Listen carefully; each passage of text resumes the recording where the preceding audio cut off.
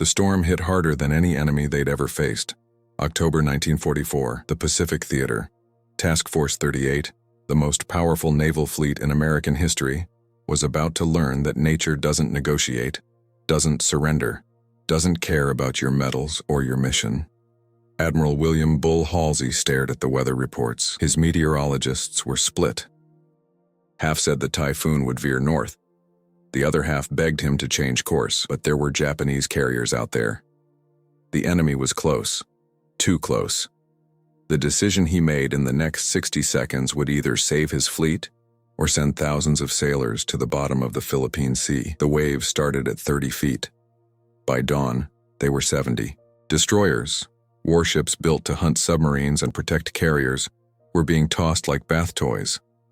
The USS Hull, a ship that had survived Pearl Harbor, was rolling past 45 degrees. Physics said she should capsize at 40, but physics had never met American sailors fighting for their lives. Below deck on the carrier USS Monterey, a young lieutenant named Gerald Ford, yes, that Gerald Ford, was thrown against a bulkhead as the ship lurched violently. He'd volunteered to go topside to secure the planes breaking loose on the flight deck. One wrong step, one mistimed wave, and the future 38th President of the United States would vanish into the churning Pacific. The wind screamed at 185 miles per hour, harder than any hurricane that had hit the American mainland. These weren't just numbers on a weather chart. This was raw, primordial fury, the kind of storm that made atheists pray and believers question everything they thought they knew about divine mercy. On the destroyer USS Spence, water started pouring through the ventilators. The engines died. Without power, without the ability to turn into the waves, she was helpless. A cork in a washing machine. Chief Petty Officer Ray Schultz held his best friend as the ship rolled past the point of no return. "Tell my wife," his friend started. But the words were swallowed by the roar of the ocean claiming its prize. 3 destroyers would sink that day. 790 men would die. Not from Japanese bullets or kamikaze attacks. From wind and water. From an enemy that couldn't be reasoned with, couldn't be outmaneuvered, couldn't be defeated with courage alone. They called it Typhoon Cobra. Halsey's Typhoon. December 18th, 1944. The day the United States Navy learned that sometimes the only way to win is to survive. The morning of December 17th had started like any other in the war-torn Pacific. Coffee, cigarettes, the endless routine of life at sea. Task Force 38 was riding high on victory. They'd just finished pounding Japanese positions in the Philippines. Morale was through the roof. Home felt closer than it had in years. But Mother Nature was writing a different story. 1,000 miles to the east, a tropical depression was feeding on the warm waters of the Pacific, growing, strengthening, becoming something monstrous. The Japanese had a word for it: kamikaze, divine wind. The same storms that had saved Japan from Mongol invasion centuries ago, now it was coming for the Americans. Lieutenant Commander George Costco, the fleet's aerologist, studied his charts with growing alarm. The barometric pressure was dropping like a stone.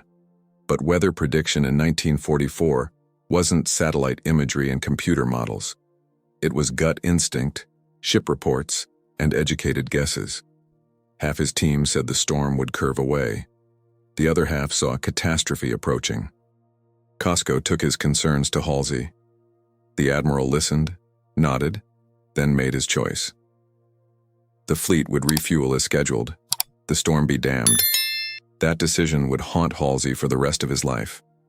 Because while he was thinking like an admiral, focused on maintaining operational tempo, keeping pressure on the enemy, the Typhoon was thinking like a force of nature. It didn't care about supply lines or strategic objectives. It only cared about physics. Low pressure meeting high pressure. Warm air rising, cold air rushing in. The perfect recipe for devastation. By nightfall, the seas were angry. Not rough, angry. Waves weren't rolling anymore. They were exploding. Detonating against steel hulls with the force of artillery shells. On the destroyer USS Dewey, sailors were lashing themselves to their bunks. Sleep was impossible. Survival was the only mission now. Quartermaster 3rd Class Robert Strand wrote in his journal that night, "The ocean looks like it's boiling, white foam everywhere, can't tell where the sea ends and the sky begins. If this is how we die, at least we die together." He tucked the journal into an oilskin pouch. If the ship went down, maybe someone would find his words. Maybe his mother would know he was thinking of her at the end. The smaller ships suffered first. Destroyers and destroyer escorts, built for speed and agility, not for wrestling with giants. Their narrow beams and high centers of gravity made them vulnerable. In calm seas, they were hunters. In Typhoon Cobra, they were prey. Admiral Halsey, aboard the massive battleship USS New Jersey, felt the storm's power but not its full fury. Big ships ride out big storms. It's a law of the sea. But Halsey was about to learn another law. In a typhoon, every ship is small. Dawn broke gray and violent on December 18th, but calling it dawn was generous. The sky and sea had merged into a single, churning mass of gray-green fury. Visibility was measured in feet, not miles. Ships that had held perfect formation for months were now scattered across hundreds of square miles of ocean, each fighting its own desperate battle for survival. On the USS Hull, Captain James Marks faced an impossible choice. His ship was taking on water faster than the pumps could handle. The fuel tanks were nearly empty, a cruel irony, since the whole fleet had stayed in harm's way to refuel. Empty tanks meant no ballast. No ballast meant the ship rode high, catching more wind, rolling more violently with each wave. Physics was becoming the enemy. Below deck, 19-year-old seaman Tom Steely was working the pumps when he heard it, a sound no sailor ever wants to hear. Metal groaning, rivets popping like gunshots. The hull was coming apart at the seams. She'd survived Pearl Harbor, survived the Coral Sea, survived 2 years of combat, but she wouldn't survive this. The roll started like all the others. 30 degrees, 40, 50. Men were thrown against bulkheads, bones breaking on impact. 60 degrees. Coffee cups, charts, anything not welded down became projectiles. 70 degrees. The ship hesitated at the precipice, balanced on the knife's edge between recovery and catastrophe. For one heartbeat, 2, 3, it seemed like she might claw her way back. Then the ocean decided. The hull kept rolling. Lieutenant Gerald Ford was having his own dance with death aboard the USS Monterey. A fire had broken out on the hangar deck. In a typhoon, if the flames reached the aviation fuel, the carrier would become a 27,000-ton bomb. Ford volunteered to lead the firefighting team. As he stepped onto the flight deck to assess the situation, a massive wave swept across the ship. Ford went sliding toward the edge. Nothing but angry ocean below. His fingers found a tiny drainage gutter. 2 inches of steel between him and eternity. He held on as the carrier rolled, his body suspended over the void. When the ship righted itself, Ford pulled himself back. Decades later, he'd say it was the closest he ever came to death, closer than any assassination attempt during his presidency. Meanwhile, the destroyer USS Spence was fighting a losing battle. Chief Water Tender George Johnson was in the engine room when the lights went out. Total darkness, the sound of water everywhere, rising. Cold Pacific water climbing up his legs, his waist, his chest. The emergency batteries kicked in, casting everything in a hellish red glow. Johnson and his team kept the pumps running even as the water reached their necks. They died at their posts, heroes in a battle nobody would remember. The USS Monaghan, another destroyer, was performing a deadly ballet with waves 7 stories tall. Her captain, Lieutenant Commander Bruce Garrett, had survived everything the Japanese Navy could throw at him. But this was different. You could outsmart an enemy captain. You couldn't outsmart the wind. At 11:30 a.m., the Monaghan rolled past 90 degrees and kept going. 256 men went into the water. 6 would survive. Across the fleet, similar dramas played out. The destroyer escort USS Tabarer, against all odds, stayed afloat and began rescue operations in the middle of the typhoon. Her captain, Lieutenant Commander Henry Lee Plage, violated direct orders to maintain course and speed. Instead, he turned his ship into a rescue vessel, pulling men from the mountainous seas. 55 sailors owed their lives to Plage's defiance. He'd face court-martial for disobeying orders. He'd also receive the Legion of Merit. Such was the paradox of military service. By noon on December 18th, Task Force 38 had ceased to exist as a fighting unit. It was now 800 individual battles for survival, spread across 300 miles of the angriest ocean on Earth. Radio communications were sporadic at best. Ships would appear out of the gray maelstrom, nearly collide, then vanish again like ghosts. The United States Navy, masters of coordination and precision, had been reduced to chaos. On the battleship USS Iowa, sailors watched in horror as a destroyer, they couldn't tell which one in the spray and rain, rose on a wave until her propellers were visible, spinning uselessly in the air. Then she slammed down into a trough and disappeared. Just gone. 400 men vanished in seconds. The Iowa's crew could do nothing but watch and pray they wouldn't be next. Aboard the carrier USS Wasp, aircraft were breaking free from their chains and becoming battering rams. Imagine a 12,000-pound fighter plane sliding across a deck slick with oil and seawater, sparks flying as metal scraped metal. One Hellcat fighter slammed into a bomber, rupturing fuel tanks. Aviation gas spread across the hangar deck. One spark and the Wasp would join her predecessor, sunk 2 years earlier, on the ocean floor. Damage control teams worked with fire hoses in one hand and prayers on their lips, washing the volatile fuel overboard, even as the ship threatened to capsize with each roll. The human stories were what made Typhoon Cobra more than just a meteorological event. Radio man Second Class Joseph McCrane was in the communications shack of the USS Spence when she went down. He managed to transmit one final message. "We're going over." 3 words. No drama, no pleading, just a statement of fact, professional to the end. McCrane's body was never recovered, but his message was heard by dozens of ships. It became a kind of epitaph for all the men who died that day. Simple, dignified, final. Lieutenant Commander James Marks of the Hull spent his last minutes trying to save his men.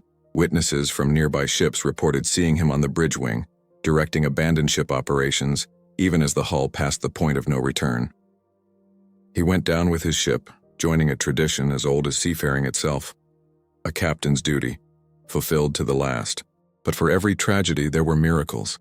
Seaman First Class John Candelaria spent 30 hours in the water after the Spence sank. No life raft, just a life jacket and the will to live. Waves would lift him 40 feet in the air, then drop him into valleys so deep he couldn't see sky.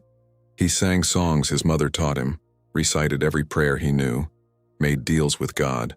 When the USS Tabor finally pulled him aboard, he was hypothermic, delirious, and had been stung by Portuguese man-o'-wars so many times his rescuers thought he had measles. But he was alive. The storm reached its peak intensity around 1400 hours. Wind speeds that would have been records on land were just another data point in the maelstrom. The barometric pressure dropped so low that men's ears popped like they were climbing mountains. Some sailors reported that the air itself felt different, thinner, harder to breathe. It was as if the typhoon was trying to create its own atmosphere, one hostile to human life. On the destroyer USS Dewey, the situation was desperate but not yet hopeless.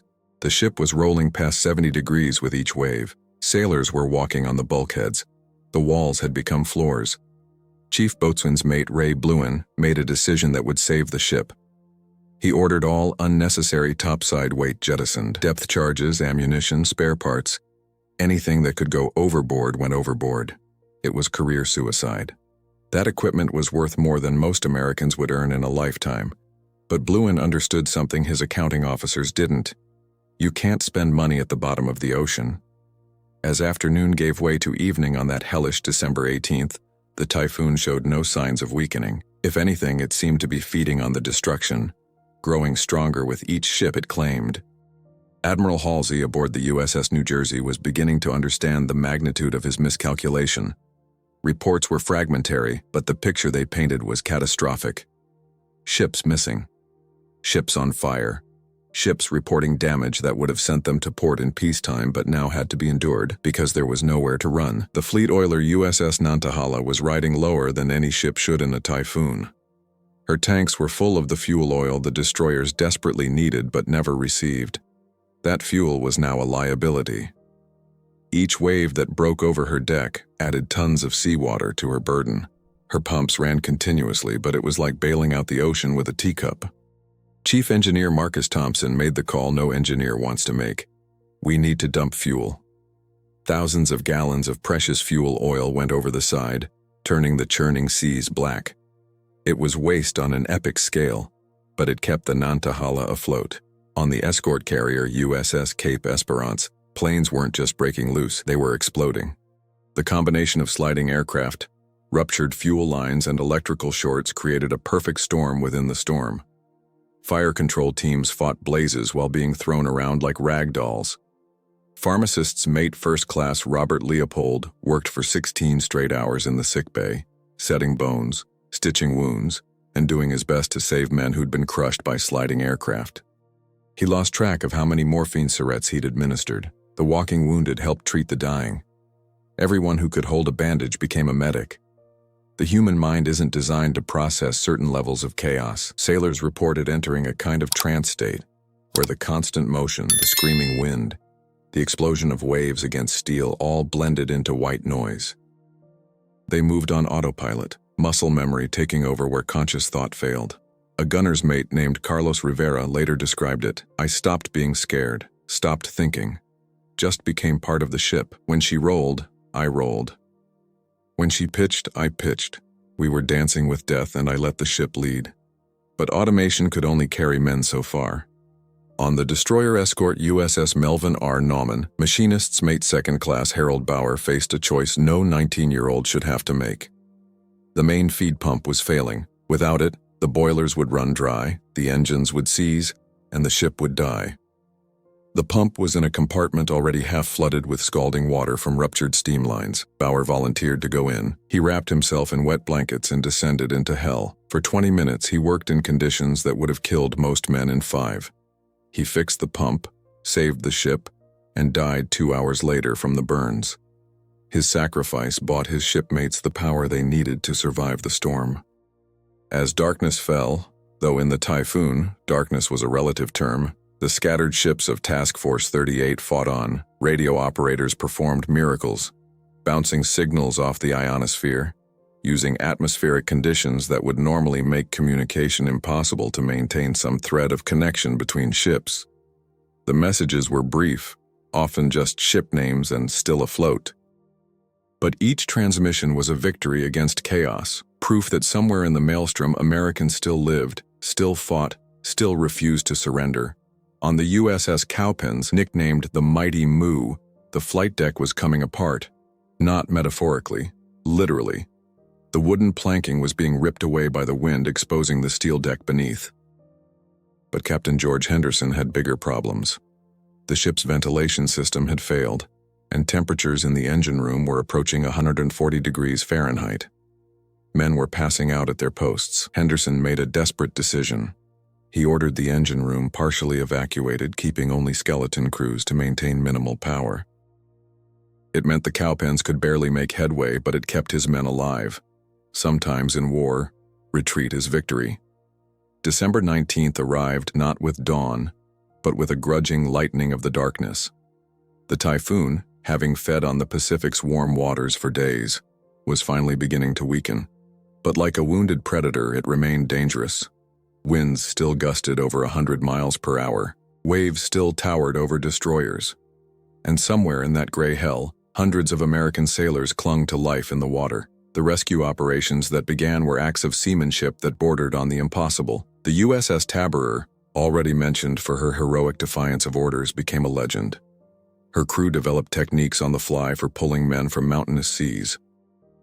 They rigged cargo nets over the side, stationed swimmers at the rail ready to go over if needed, and used the ship's searchlights even though it made them a perfect target for any Japanese submarine that might be lurking. Lieutenant Commander Plage's philosophy was simple. We're sailors. We save sailors. Everything else is politics. Oh. One of the Tabor's most dramatic rescues involved Chief Radio Man Leonard Glazer from the USS Hull. Glazer had been in the water for 20 hours, kept afloat by a life jacket and sheer determination.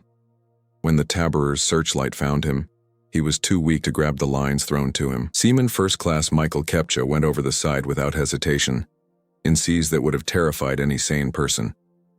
He reached Glazer, tied a line around him, and both men were hauled aboard. Kepcha went back in the water 4 more times that night. He saved 4 more lives. The statistics, when they were finally tallied, were sobering. 3 destroyers lost: Hull, Monaghan, and Spence. 790 men dead or missing. 28 ships damaged, some so severely they'd never fight again.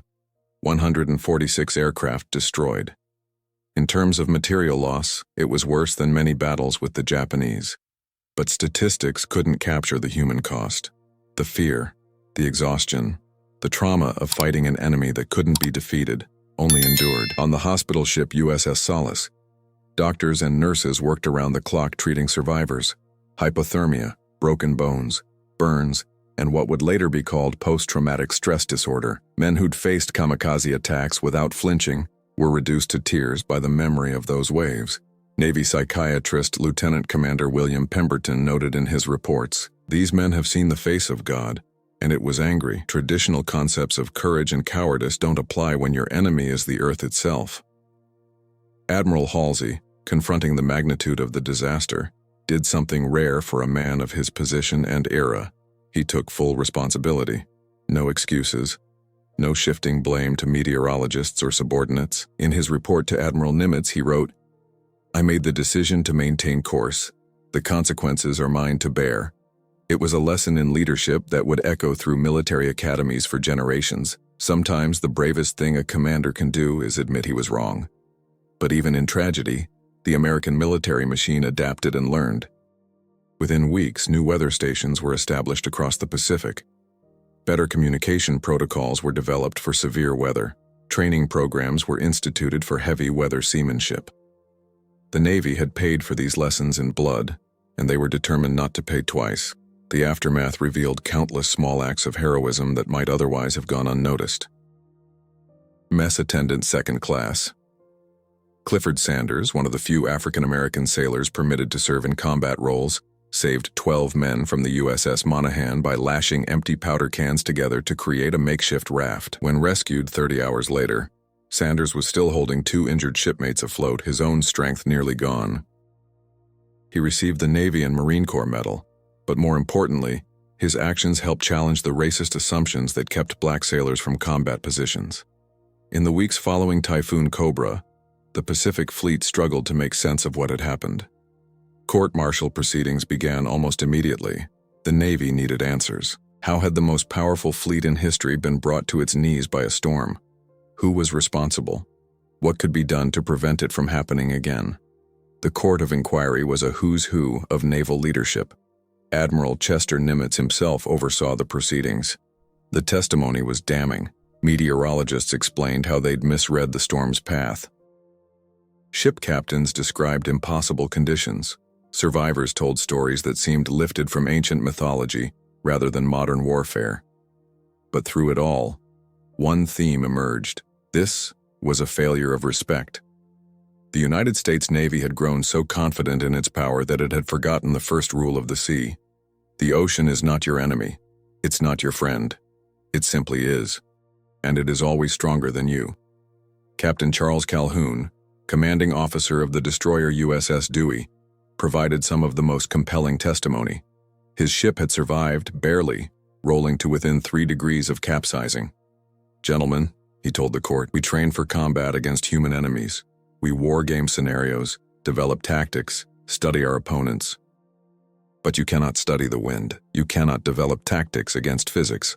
The ocean obeys only one command, and that's natural law. We forgot that, and 790 men paid the price." The proceedings revealed systematic problems beyond just weather prediction. Ships had been operating with dangerously low fuel levels, making them light and unstable. Ballast procedures designed for combat efficiency had left vessels vulnerable to extreme weather. Communication protocols that worked fine in battle fell apart when nature became the enemy. It was a cascade of small decisions, each reasonable in isolation, that combined to create catastrophe. But the inquiry also revealed heroism on a scale that defied belief. The USS Taborer's rescue operations were studied in detail. How had a small destroyer escort saved 55 men from certain death? The answer lay not in equipment or training, but in leadership. Lieutenant Commander Plage had created a culture aboard his ship where initiative was rewarded, where every sailor felt empowered to act. When the crisis came, his crew didn't wait for orders. They acted. One of the most poignant moments came when Seaman First Class Joseph McCrane's mother testified. Her son had been a radio man on the USS Spence. His last transmission, "We're going over," had become famous throughout the fleet. Mrs. McCrane, a Gold Star mother who'd already lost one son at Guadalcanal, spoke quietly but firmly. "My boy did his duty. He stayed at his post. He made sure other ships knew what was happening. If his death can help save even one sailor in the future, then it meant something. That's all a mother can ask." The technical lessons were quickly implemented. New weather centrals were established at Guam and Leyte. A dedicated weather reconnaissance squadron was formed, sending planes directly into storms to gather data. Radio beacons were deployed to track storm movements. The Navy had learned, painfully, that fighting the Japanese was only half the battle in the Pacific. The other half was fighting the Pacific itself. But beyond the technical changes, Typhoon Cobra forced a psychological shift. American naval doctrine had always emphasized aggression, speed, and maintaining the initiative. These were still important, but they had to be balanced against something older, more fundamental: respect for the sea. Young officers were taught that courage meant charging forward. Now they learned that sometimes courage meant turning away, that discretion wasn't cowardice when your enemy was a force of nature. The stories from Typhoon Cobra became part of naval lore, passed down from sailor to sailor. The image of Gerald Ford clinging to that drainage gutter, the Tabberer cutting through mountainous seas to save drowning men, the hull's final roll. These weren't just historical events.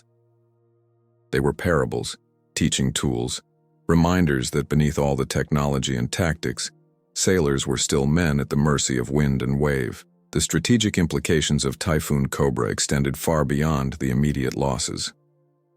December 1944 was a critical moment in the Pacific War. The Philippines campaign was in full swing. Every ship, every plane, every gallon of fuel was precious. The Japanese, though clearly losing, were fighting with increasing desperation. Kamikaze attacks were taking a mounting toll. The last thing Admiral Nimitz needed was to lose ships to weather. Yet in a strange way, Typhoon Cobra provided valuable lessons for the final phase of the war. The invasion of Japan itself, Operation Downfall, would require the largest naval armada ever assembled. Millions of men would need to be transported across waters notorious for sudden, violent storms. The procedures developed in response to Cobra, the weather stations, the reconnaissance flights, the improved ballasting protocols, would prove invaluable. Lives lost in December 1944 would save lives in 1945 and beyond. The individual stories of survival became textbook examples at Annapolis and naval training centers worldwide. How did Chief Water Tender George Johnson keep his pumps running, even as his engine room flooded? By dividing his team into relays, each man working until exhaustion, then rotating out while others took over. The pumps never stopped, even as Johnson and his men drowned at their posts. It was a lesson in organization under impossible conditions.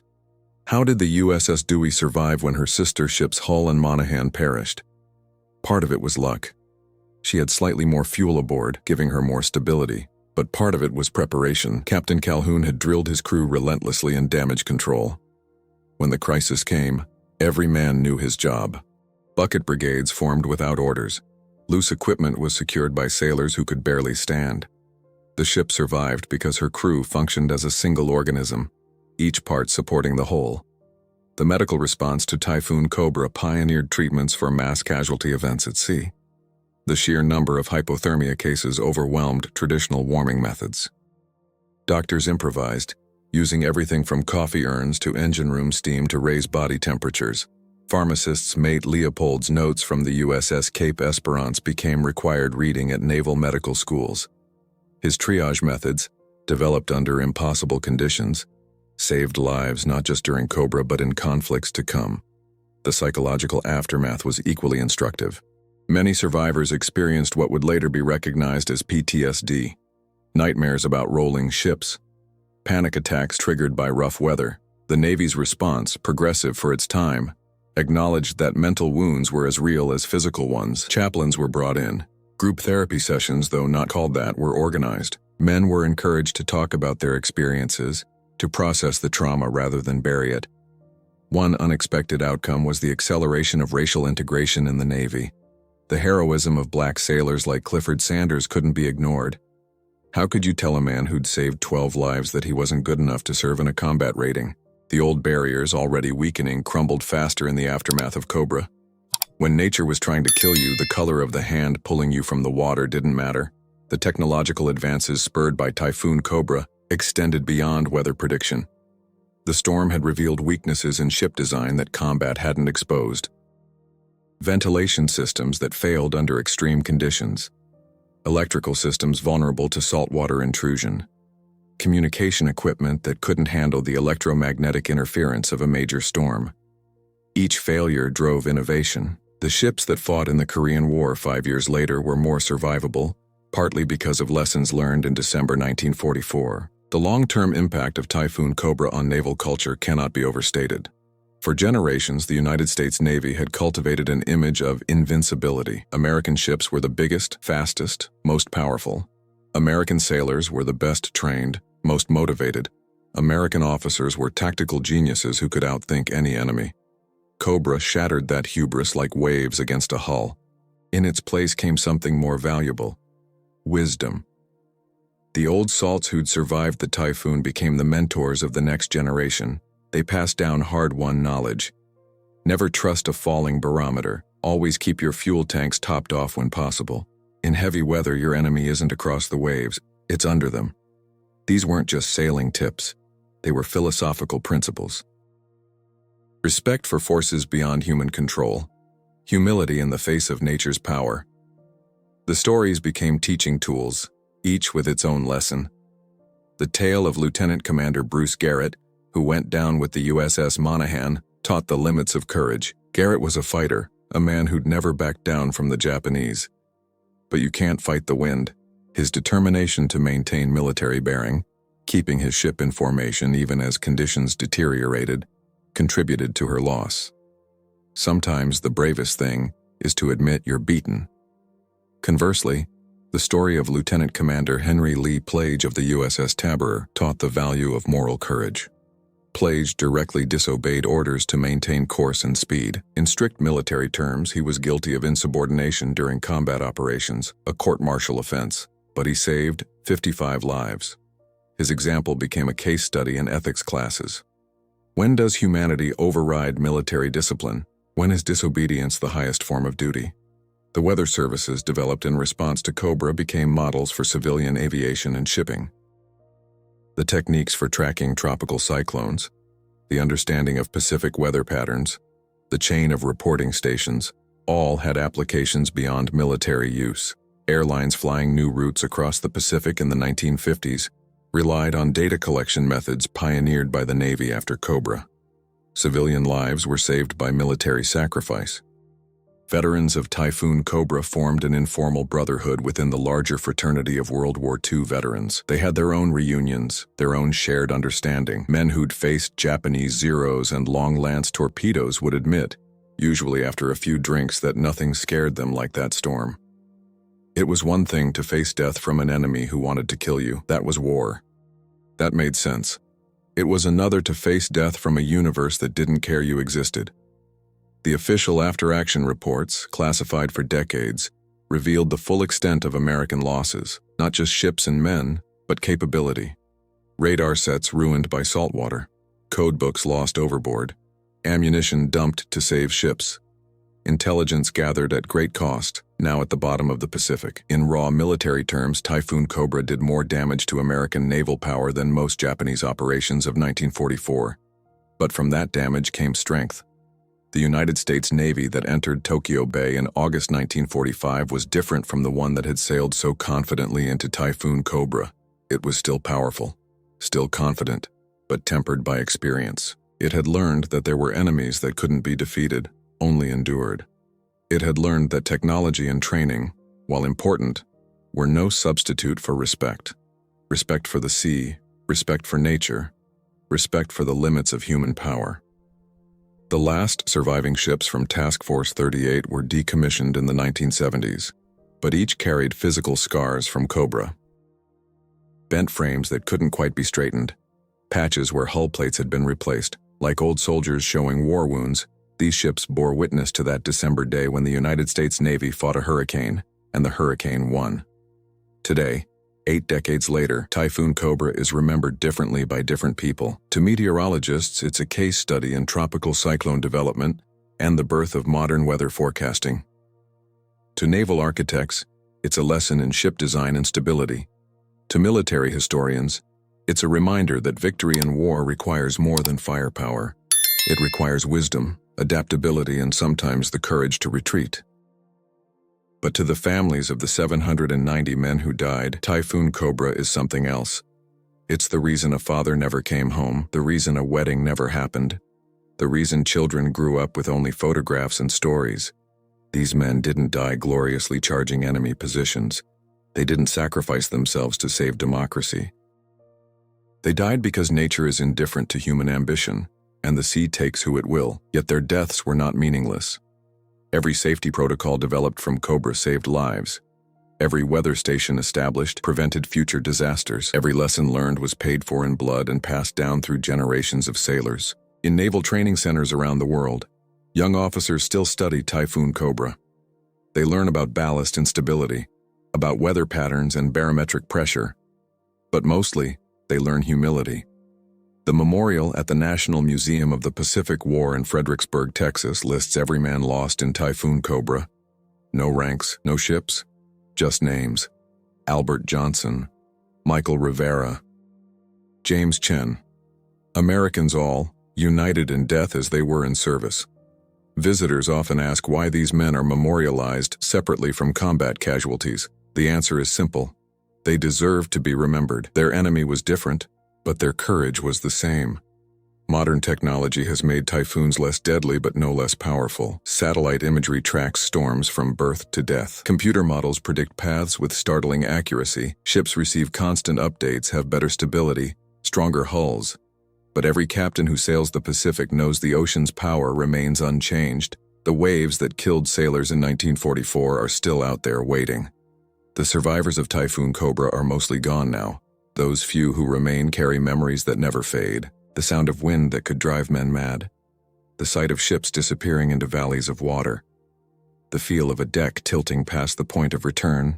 They don't talk about it much. Some experiences are too profound for words. But sometimes when storms lash the coast, they remember, and they know what others only suspect. That beneath all our technology, all our power, we remain what we've always been.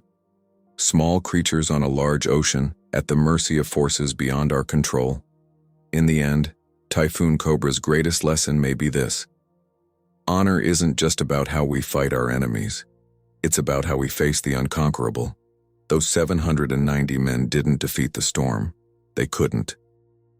But they faced it with courage, professionalism, and devotion to duty. They stayed at their posts. They saved who they could. They transmitted warnings until the water closed over their heads. They died as they lived, as sailors. So remember them, not just as casualties of war, but as men who faced the ultimate storm. Remember that nature keeps its own counsel and chooses its own victories. Remember that courage comes in many forms, and sometimes the bravest thing is to acknowledge our limits. Remember that every weather forecast you see, every storm warning you hear, was paid for by men who learned too late that the sea is stronger than steel. The legacy of Typhoon Cobra lives on in ways both obvious and subtle. Every time a ship alters course to avoid a storm, those men are honored. Every time a captain chooses safety over schedule, their sacrifice bears fruit. Every time a young sailor learns to read a barometer, to respect a falling pressure, to understand that the ocean is not just a highway, but a living thing capable of unimaginable violence, the dead of December 1944 save another life. We live in an age of satellites and radar, of computer models that can predict a hurricane's path days in advance. We've grown comfortable, perhaps too comfortable, with our mastery over nature, but those who sail still know better. They know what Halsey learned, what 790 men proved with their lives. The ocean doesn't care about your technology.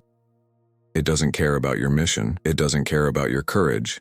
It simply is, and it is always waiting. Some called it Halsey's typhoon, laying blame at the admiral's feet, but that misses the deeper truth. It was everyone's typhoon. Every officer who prioritized mission over meteorology, every sailor who assumed American steel could withstand anything. Every planner who forgot that in the Pacific, the weather is as much an enemy as any human foe. We all carry the hubris that says we've conquered nature. Typhoon Cobra reminds us we haven't. We've only learned to coexist, and sometimes, barely that. Years later, when Admiral Halsey wrote his memoirs, he devoted an entire chapter to the typhoon. Not to his victories over the Japanese, of which there were many, but to his defeat by wind and water. It was, he said, his greatest failure and his most important lesson. The sea, he wrote, remembers things we forget. It keeps its own schedule, fights by its own rules. We forgot that in December 1944. 790 good men paid for our forgetting.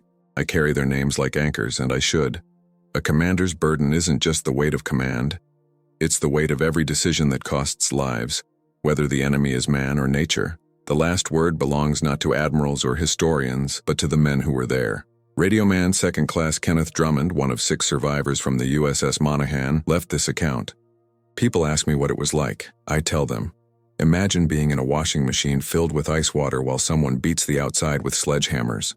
Now imagine that going on for 30 hours. Now imagine your brothers dying around you and there's nothing you can do. That's what it was like, but here's the thing, we were sailors, American sailors, and sailors don't quit. Not when the enemy is the Japanese. Not when the enemy is the ocean itself. We fight until we can't fight anymore. And then we fight anyway. That's what those boys did in December 1944. They fought a hurricane.